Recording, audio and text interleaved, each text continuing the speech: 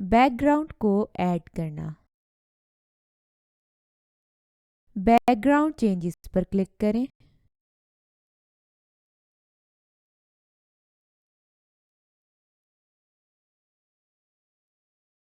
अब आप बैकग्राउंड पर क्लिक करें। अब चेक मार्क पर क्लिक करें तो ये पिक्चर स्टेज बैकग्राउंड पर आ जाएगी।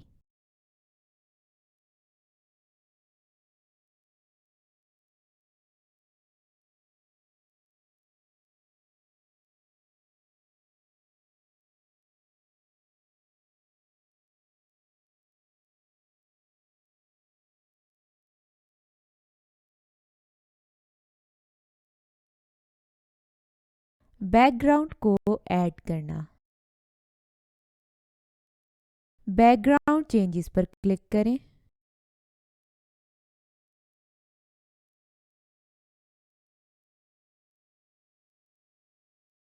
अब आप बैकग्राउंड पर क्लिक करें। अब चेक मार्क पर क्लिक करें तो ये पिक्चर स्टेज बैकग्राउंड पर आ जाएगी।